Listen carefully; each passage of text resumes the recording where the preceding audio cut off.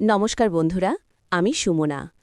আজ আমি আপনাদের সাথে আমার জীবনের এমন একটি গোপন অধ্যায় শেয়ার করতে চলেছি যা শুনলে হয়তো আপনারা আমাকে চরিত্রহীন ভাববেন, অথবা কেউ কেউ হয়তো আমার পরিস্থিতির কথা ভেবে শিউরে উঠবেন।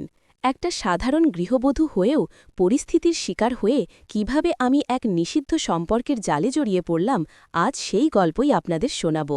এটা আমার জীবনের সত্য ঘটনা। গল্পটি শুরু করার আগে আপনাদের কাছে অনুরোধ, যারা এখনও আমাদের চ্যানেলটি সাবস্ক্রাইব করেননি তারা দয়া করে সাবস্ক্রাইব করে বেল আইকনটি বাজিয়ে দিন, কারণ আপনার একটি ক্লিক আমাকে আমার না বলা কথাগুলো বলার সাহস যোগাবে। চলুন আর দেরি না করে ফিরে যাই সেই উত্তাল দিনগুলোতে। আমার নাম সুমনা, বয়স এখন ২৮-এর কোঠায়। দেখতে শুনতে বেশ ভালোই বলা চলে। গায়ের রং দুধের মতো না হলেও বেশ উজ্জ্বল শ্যামলা, আর শরীরের গঠন নিয়ে অনেকেই আড়ালে আবডালে প্রশংসা করে, সেটা আমি বুঝি। ৩ বছর আগে পারিবারিকভাবে আমার বিয়ে হয় অরূপের সাথে।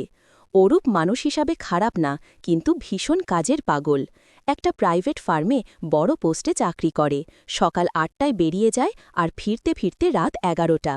বিয়ের প্রথম ৬ মাস সব ঠিকঠাকই ছিল, কিন্তু তারপর থেকেই আমাদের সম্পর্কটা যেন একটা রুটিন মাফিক অভ্যাসে পরিণত হয়ে গেল। আমার শ্বশুর বাড়িতে আমি, অরূপ, আমার শ্বশুর, শাশুড়ি আর অরূপের পিস্তুত ভাই মানে আমার দেওর আকাশ থাকে। আকাশ আমার থেকে বয়সে বছর ৪-এর ছোট। এমবিএ শেষ করে চাকরির চেষ্টা করছে আর আমাদের বাড়িতেই থেকে পড়াশোনা করে। ও দেখতে বেশ সুঠাম, জিমে যায় নিয়মিত, তাই ওর চওড়া কাঁধ আর পেশিবহুল হাতগুলো যে কোনো মেয়ের নজর কাটতে বাধ্য। দিনগুলো আমার খুব একঘেয়ে কাটছিল। সারাদিন রান্নাবান্না আর শাশুড়ির খিটখিট শোনা ছাড়া আমার আর কোনো কাজ ছিল না। অরূপ তো রাতে ফিরে খেয়ে দেয়ে পাশ ফিরে শুয়ে পড়ত। আমার শরীরের যে একটা চাহিদা আছে, মনের যে একটা ক্ষুধা আছে, সেটা বোঝার মতো সময় বা মানসিকতা ওর ছিল না। এই একাকিত্বের সুযোগটাই হয়তো নিয়তি আমার জন্য সাজিয়ে রেখেছিল। ঘটনার সূত্রপাত এক বর্ষার দুপুরে। সেদিন বাড়িতে কেউ ছিল না। শ্বশুর শাশুড়ি আত্মীয়ের বাড়ি গিয়েছিলেন, অরূপ অফিসে। আকাশও বেরিয়েছিল কোনো কাজে। আমি ভাবলাম এই সুযোগে বাথরুমে গিয়ে একটু আয়েশ করে স্নান করি। শাওয়ারের নিচে দাঁড়িয়ে নিজেকে পরিষ্কার করছিলাম। বাথরুমের দরজাটা আমি ছিটকিনি দিয়েছি ভেবেছিলাম, কিন্তু ওটা যে ঠিকমতো লাগেনি তা খেয়াল করিনি। হঠাৎ একটা শব্দে আমি চমকে উঠলাম। তাকিয়ে দেখি বাথরুমের দরজাটা সামান্য ফাঁক হয়ে গেছে, আর সেই ফাঁক দিয়ে একজোড়া চোখ আমার দিকে তাকিয়ে আছে। আমি চিৎকার করতে গিয়েও পারলাম না। লজ্জায় আর ভয়ে আমার গলা দিয়ে স্বর বের হলো না। আমি দ্রুত তোয়ালাটা শরীরে জড়িয়ে নিলাম। দরজার ওপাশ থেকে আকাশের গলা পেলাম। সরি বৌমণি, আমি বুঝতে পারিনি তুমি ভেতরে। আমি আসলে হ্যান্ডওয়াশ নিতে এসেছিলাম। ও চলে গেল ঠিকই, কিন্তু আমার বুকের ভেতরটা তখনও হাতুড়ির মতো পিটপিট করছিল। ও কি আমাকে পুরোটা দেখেছে? ওর চোখের দৃষ্টিতে আমি কোনো লজ্জা দেখিনি, বরং এক অদ্ভুত নেশা দেখেছি। সেই ঘটনার পর থেকে আমি আকাশের সামনে যেতে লজ্জা পেতাম, কিন্তু আকাশ যেন পাল্টে গেল। ও সুযোগ পেলেই আমার আশেপাশে ঘুরঘুর করতে শুরু করল। রান্নাঘরে আমি যখন একা থাকতাম ও জলের বোতল ভরার বাহানায় আসত। ওর গায়ের পারফিউমের গন্ধ আমার নাকে আসত। একদিন বিকেলে আমি ছাদে কাপড় তুলছিলাম। আকাশ এসে দাঁড়ালো আমার পেছনে। বৌমণি, সেদিন কিন্তু তোমাকে দারুণ লাগছিল, ফিসফিস করে বলল আকাশ। আমি চমকে উঠে তাকালাম। কি যাতা বলছিস আকাশ, ছোট হয়ে এসব বলতে লজ্জা করে না? আকাশ একটু এগিয়ে এলো, আমার কানের কাছে মুখ এনে বলল, লজ্জা তো তোমার পাওয়ার কথা বৌমণি। দরজা খোলা রেখে স্নান করছিলে। আমি যদি দাদাকে বলে দিই যে তুমি ইচ্ছে করেই দরজা খোলা রেখেছিলে? আমি আকাশ থেকে পড়লাম, মানে? আমি ইচ্ছে করে? তুই মিথ্যা বলছিস কেন? আকাশ হাসল, সেই হাসিতে একটা দুষ্ট ইঙ্গিত ছিল। দাদা কি বিশ্বাস করবে? দাদা তো জানে তুমি কতটা একলা। দাদা ভাববে তুমি আমাকে ইশারা দিয়েছ, আর দাদা যদি শোনে তাহলে তোমার এই সংসার কি টিকবে? আমি ভয়ে জমে গেলাম। অরূপ ভীষণ সন্দেহবাতিগ্রস্ত মানুষ।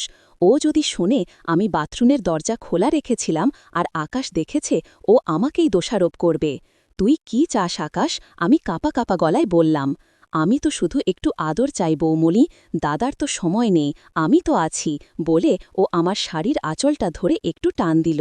আমি ঝটকা দিয়ে হাতটা সরিয়ে নিচে চলে এলাম, কিন্তু সেই রাত থেকে আমার ঘুম হারাম হয়ে গেল। আকাশ আমাকে ব্ল্যাকমেইল করছে এটা বুঝতে পারছিলাম, কিন্তু অদ্ভুতভাবে আমার মনের গভীর কোণে কোথাও একটা শিহরণও জাগছিল। স্বামীর অবহেলা আর আকাশের এই বেপরোয়া মনোযোগ দুটি মিলে আমাকে এক অদ্ভুত মানসিক দোটানায় ফেলে দিল। দিন দুয়েক পরের কথা। অরূপ ট্যুরে গেছে ৩ দিনের জন্য। শ্বশুর শাশুড়ি তাদের ঘরে ঘুমিয়ে। রাত তখন ১২টা। আমার মোবাইলে মেসেজ এলো আকাশের, দরজাটা খোলো বৌমণি, না হলে আমি কিন্তু চেঁচিয়ে সবাইকে ডেকে বলবো তুমি আমাকে রাতে ঘরে ডেকেছ। ভয়ে আমার হাত পা ঠান্ডা হয়ে গেল। আমি জানি ও এমন কিছু করবে না, তবুও একটা রিস্ক তো থাকেই। তাছাড়া আমার নিজেরও কেন জানি মনে হচ্ছিল আমি চাই ও আসুক। আমি ধীর পায়ে দরজাটা খুললাম। আকাশ ঘরে ঢুকল। ওর পরনে শুধু একটা স্লিভলেস গেঞ্জি আর ট্রাউজার। ওর সুঠাম বাহুগুলো দেখে আমার বুকের ভেতরটা কেঁপে উঠল। আমি কিছু বলার আগেই ও দরজাটা লক করে দিল। ভয় পাচ্ছ? ও জিজ্ঞেস করল। তুই চলে যা আকাশ, এটা পাপ, আমি মিনতি করলাম। পাপ পুণ্য জানি না বৌমণি, আমি শুধু তোমাকে জানি, বলে ও আমার খুব কাছে এগিয়ে এলো। আমাদের মাঝখানের দূরত্ব তখন কয়েক ইঞ্চি। আমি ওর নিঃশ্বাসের গরম হাওয়া আমার কপালে অনুভব করছিলাম। ও আমার চোখের দিকে তাকিয়ে রইল এক দৃষ্টিতে। সেই দৃষ্টিতে কোনো ব্ল্যাকমেইল ছিল না, ছিল শুধুই তীব্র আকাঙ্ক্ষা। আমার মনে হল আমি যেন সম্মোহিত হয়ে যাচ্ছি। ও আস্তে করে ওর হাতটা আমার কোমরে রাখল। ওর শরীরের দিকে তাকানোর সময় আমার শরীরে কি যেন এক উত্তেজনার সৃষ্টি হল। আমি নিজের ওপর নিয়ন্ত্রণ হারিয়ে ফেললাম। ওর স্পর্শে আমার শরীরের লোমকূপগুলো দাঁড়িয়ে গেল। আমি বাধা দেওয়ার বদলে ওর কাঁধে হাত রাখলাম। ও আমাকে হ্যাঁচকা টানে নিজের শরীরে চেপে ধরল। ওর বুকের সাথে আমার বুক মিশে গেল। আমি স্পষ্ট অনুভব করলাম ওর হৃৎস্পন্দন, আর তার সাথে তাল মিলিয়ে আমার হৃৎস্পন্দনও বেড়ে গেল দ্বিগুণ। বৌমণি, তুমিও তো এটা চাইতে, তাই না? ও ফিসফিস করে বলল। আমি কোনো উত্তর দিতে পারলাম না। আমার চোখ বুজে এলো।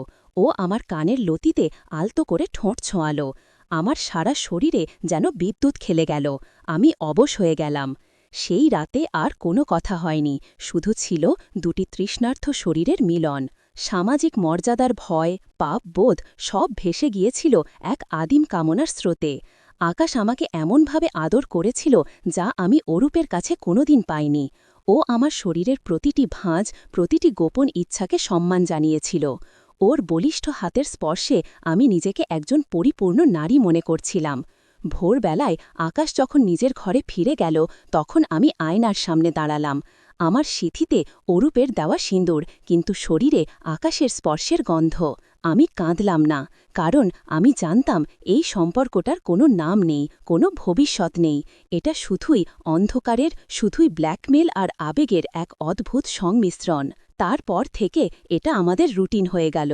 সুযোগ পেলেই আকাশ আমাকে ইশারা করত, আর আমি পতঙ্গের মতো আগুনের দিকে ছুটে যেতাম।